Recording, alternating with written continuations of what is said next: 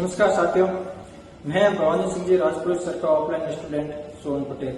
आज मैं अपने विचार भवानी सिंह जी राजपुरोहित सर के बारे में आपको सामने कुछ प्रस्तुत करना चाहूंगा, अपने अनुभव साझा करना चाहूंगा। मैं पिछले 3-4 महीने से सर के पास ऑफलाइन कोचिंग कर रहा हूँ, तो मुझे सर की क्या विशेषता लगी, क्या खूबियां लगी, वो मैं आपके सामने रखना चाहता हूँ।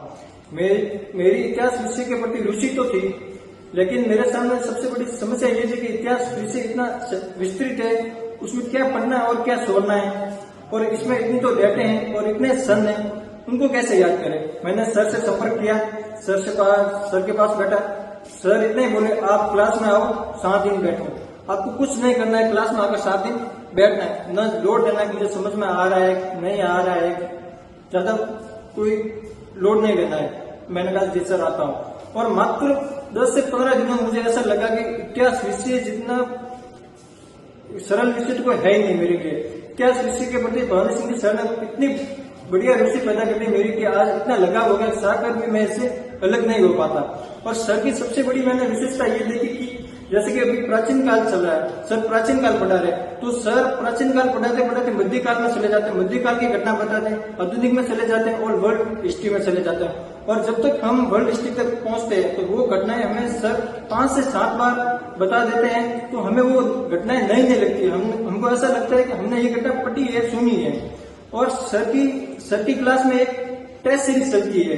टेस्ट सीरीज कैसे कहेंगे हम, जैसे कि सर कोई पढ़ा रहे हैं तो सर क्वेश्चन पूछते रहते हैं। मध्यकाल पढ़ा रहे तो प्राचीन के क्वेश्चन भी पूछेंगे, प्राचीन में चले गए तो वहां से क्वेश्चन पूछेंगे आपको, अगर आपने पढ़ रखा है तो वर्ल्ड के क्वेश्चन पूछते हैं। तो इस प्रकार साथ साथ ही रिवीजन होता रहता है। ये सबसे बड़ी मुझे विशेषता लगी सर की। और सर की क्रमबद्धता है वो मुझे सबसे बड़ी अच्छी लगी, यानी कि जो घटनाओं की क्रमबद्धता तो सब में होती है, लेकिन जो सर की पढ़ाने की में जो क्रमबद्धता है वो लाइन टू लाइन, पहली लाइन दूसरी लाइन से, दूसरी लाइन तीसरी लाइन से, और तीसरी लाइन चौथी लाइन से, सर इतनी क्रमबद्धता से जुड़ी हुई होती है कि कोई भी अगर नोट्स भी उठा लेना सके तो वो आराम से उनको समझ सकता है। और सर एक बात हमेशा कहते हैं कि इतिहास रटने का विषय नहीं है, आप रटते तो साथ ही साथ समझने का विषय है। वर्ल्ड हिस्ट्री जैसे सब्जेक्ट को आप रटोगे, उसमें जैसे कि द्वितीय विश्व युद्ध है, यूएनओ है, राष्ट्रवाद का उदय है, तो वो रटने का नहीं है। सर कहते हैं उनको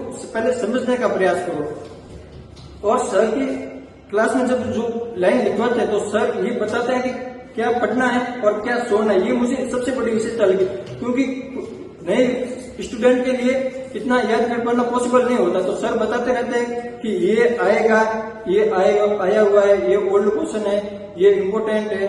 तो इससे नए स्टूडेंट के लिए आसान हो जाता है कि वो क्या पढ़ना है और क्या स्किप करना है। सर कहते हैं कि आपको पढ़ने से ज्यादा आपको छोड़ना सीखना होगा, हिस्ट्री में इतना विस्तृत है कि आप उलझ जाओगे, तो इसलिए आपको पढ़ने से ज्यादा छोड़ना भी, पढ़ने के साथ कुछ मैटर को छोड़ना भी सीखना होगा। अगर मुझे कहना हो भवानी सिंह जी सर के बारे में एक लाइन ही कहनी हो तो मैं ऐसा कहूंगा कि भवानी सिंह जी राजपुरोहित सर राजस्थान में इतिहास विषय के भीष्म पितामह है।